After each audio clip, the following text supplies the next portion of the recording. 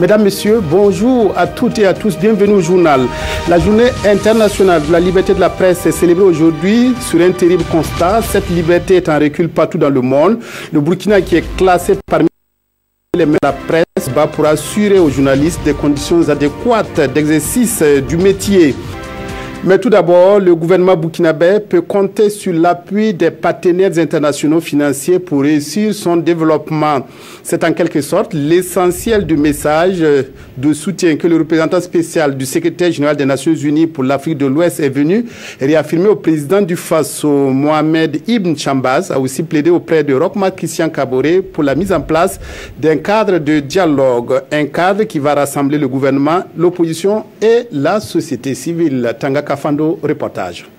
J'ai félicité le président pour les avancées notables dans ce domaine crucial qui sont les réponses multisectorielles à apporter à la crise au nord, les efforts dans la lutte contre la corruption, les progrès dans l'administration de la justice qui a vu l'avancée notable de procès importants et d'autres encore dans les semaines à venir. La mise en place d'un dialogue social institutionnel qui faisait défaut est également très encourageante et doit s'accompagner d'un engagement visible et à haut niveau. J'ai conscience de contraintes persistantes d'affectant les conditions de la vie de la population qui ont été héritées des années précédentes. Devant l'urgence, les mesures de soutien annoncées par le Premier ministre doivent être mises en place très rapidement. Le gouvernement peut compter sur l'appui des partenaires internationaux financiers dans son action. Je vais m'entretenir avec la société civile aujourd'hui. Je souhaite qu'elle puisse construire un échange avec le gouvernement pour aider à déterminer les domaines d'intervention prioritaires. Je vais également m'entretenir avec le parti d'opposition.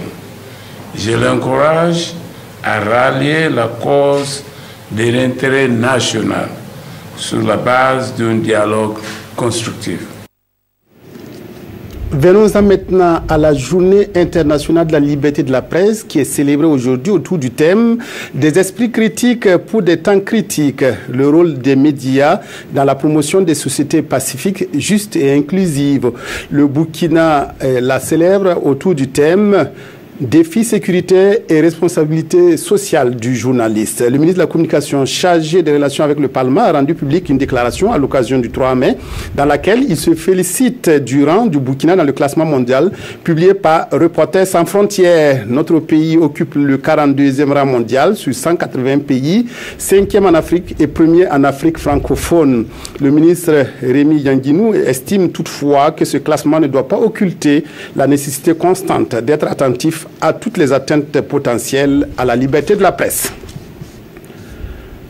À l'occasion de cette journée du 3 mai, nous avons réalisé un micro-trottoir pour avoir une appréciation des citoyens sur le travail abattu par la presse et surtout ce qu'ils voudraient voir changer dans les médias. Propos recueillis à Ouagadougou par Yacouba Gamene et Ismaël Duloma Sirima. Il y a beaucoup de choses, il y a des situations que des fois on a envie vraiment que les gars soient directs quoi. Et par rapport aux écritures, par rapport à ce qu'on regarde à la télé, voilà, mais des fois on ne nous montre pas ça. Et bon, à quelque part, ils trouvent que peut-être c'est des images ou bien c'est des informations qu'il ne faut pas donner. Mais moi je me dis que la vie a fait de telle sorte que vraiment tout ce qui est direct, pour conseiller quelqu'un, il faut vraiment être direct avec la personne. Nous on croit à la presse là parce que c'est à cause de où et nous on gagne les informations. Partout là où tu es à la cité, à 100 informations, tu ne peux pas t'en sortir. C'est à cause de ça que nous on croit à la presse. Mais de l'autre côté aussi, souvent la presse là, c'est qu'elle ne nous plaît pas. Souvent il y a des trucs aussi qui aussi parlent. Et puis nous on constate que ce n'est pas la vérité. Je crois un peu à la presse parce qu'il faut mesurer les mots. Voilà, maintenant, ça dépend de quelle presse. Voilà, parce qu'il y a des maisons de presse qui sont effectivement crédibles à nos yeux. Il y a des maisons de presse aussi dont l'information qu'ils donnent après, ça s'avère souvent fausse. Voilà, donc souvent, effectivement, c'est l'occasion effectivement pour moi de dire aux journalistes de bien traiter l'information avant de faire passer, quoi. Avec, en tout cas, 2 jours là, l'histoire de l'insécurité qui est là, je trouve qu'effectivement c'est mieux de traiter l'information, de bien voir avant de faire sortir, quoi. Parce que les mots aussi disent que l'eau qui est versée, on ne peut plus le ramasser. La presse est un élément central de l'état de droit. Et sans la presse, aucun état ne peut se construire. Car la presse accompagne les dirigeants d'un pays et non les détruire. La presse ne peut pas en aucun cas détruire son pays parce que c'est elle qui donne l'essence même de la vie de la nation. La célébration de cette journée permet de dégager le constat que la liberté de la presse est en recul un peu partout dans le monde. Le Burkina, qui se classe parmi les meilleurs pays défenseurs des droits des médias, travaille à assurer aux journalistes des conditions de travail adéquates, d'où la convention collective adoptée il y a quelques années de cela. Elle avait suscité un espoir à ses débuts pour faire place à un désenchantement. Qu'est-ce qui a coincé et pour que cette convention ait du mal à sortir les hommes des médias de l'ornière? Voyons le dossier signé Nongba Kouda et Zoubaviel David Dabiré. Derrière ces unes de journaux et ces pylônes de transmission se cache une triste réalité, celle des conditions de vie et de travail des journalistes de la presse privée. Et Bernard Bougma, ce jeune journaliste qui a roulé sa bosse dans plusieurs médias entre 2005 et 2015, en sait quelque chose. En 2009, il a vu naître avec beaucoup d'espoir la Convention collective des journalistes burkinabés. Une convention censée résoudre les questions salariales, améliorer les conditions de travail et définir les modalités de promotion des journalistes dans la presse privée.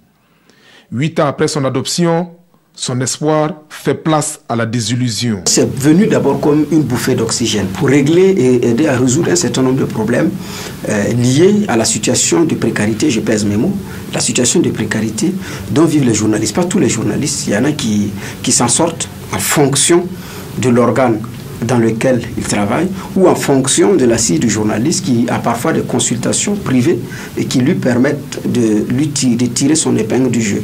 Mais en dehors de cela, tout le grand lot,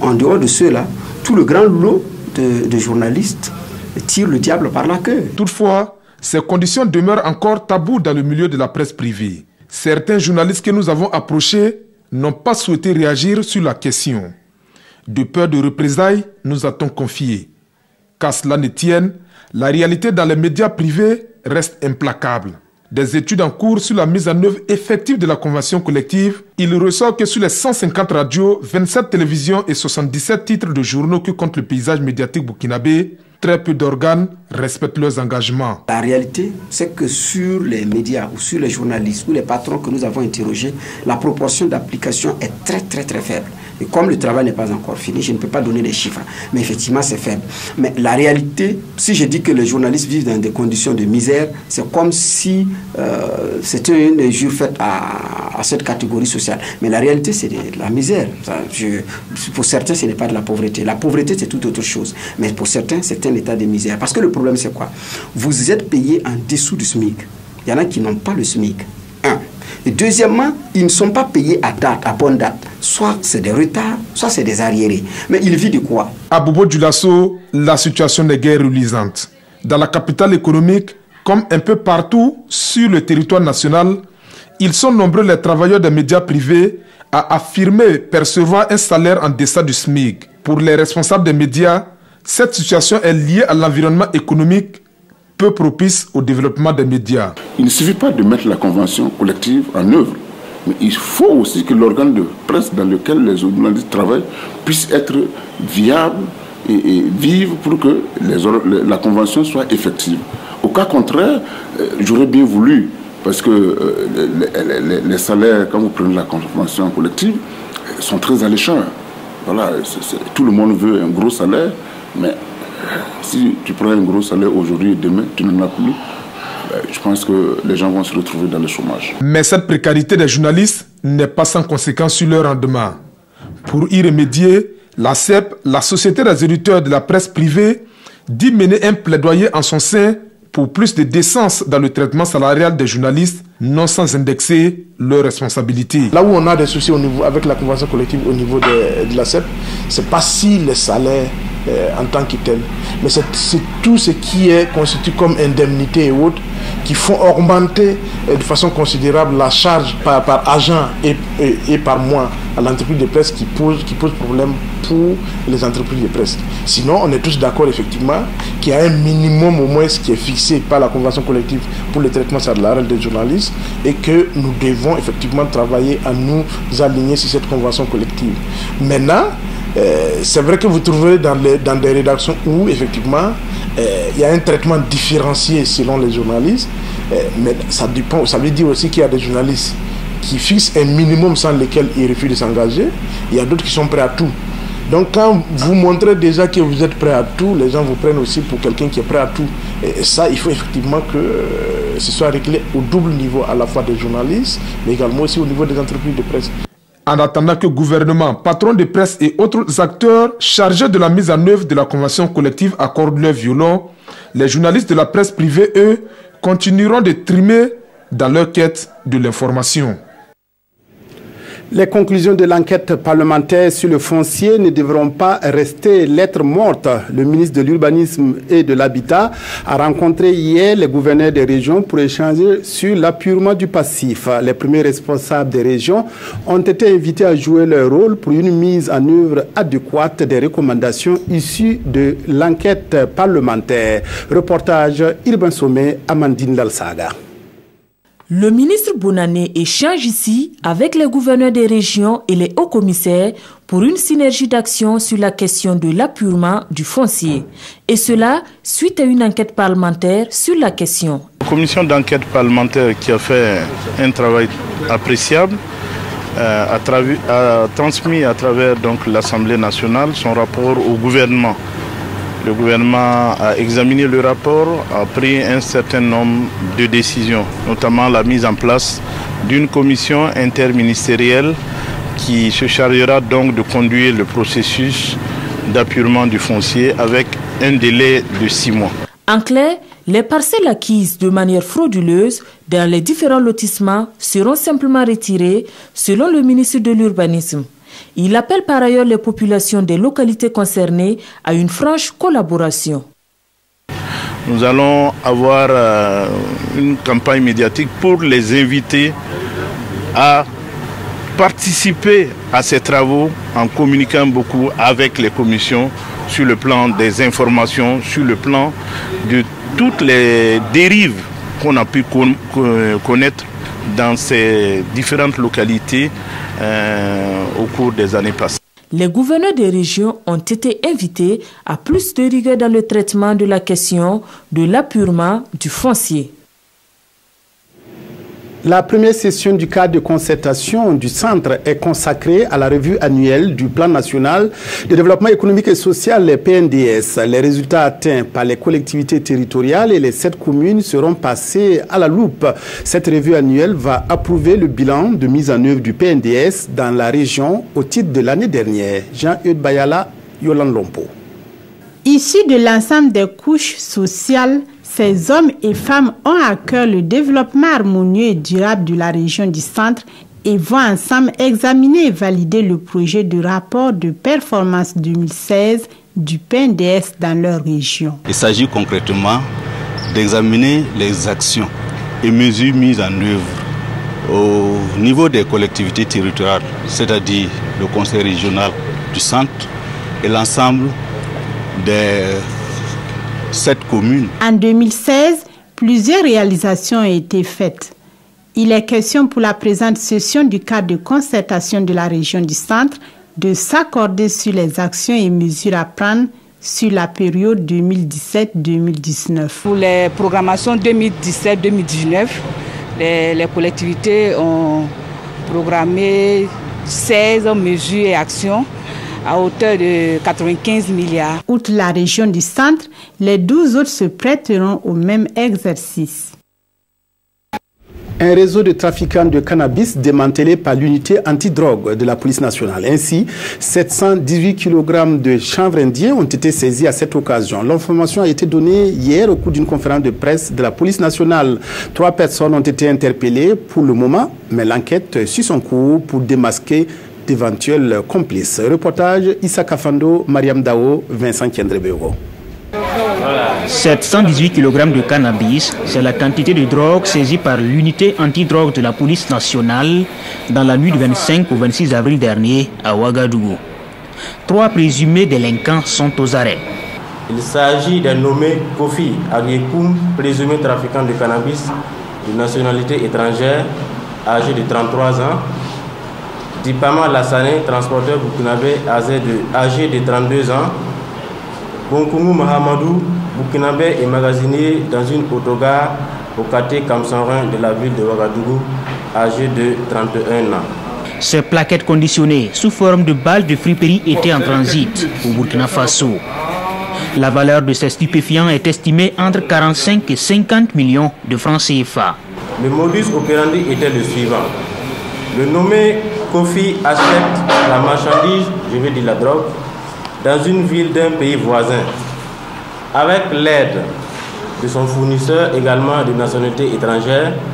Le produit conditionné sous forme de balles de friperie est transporté jusqu'à Ouagadougou. La drogue qui est destinée à une autre ville étrangère est déchargée nuitamment dans une autogare sise au quartier Kamsanrin de la ville de Ouagadougou.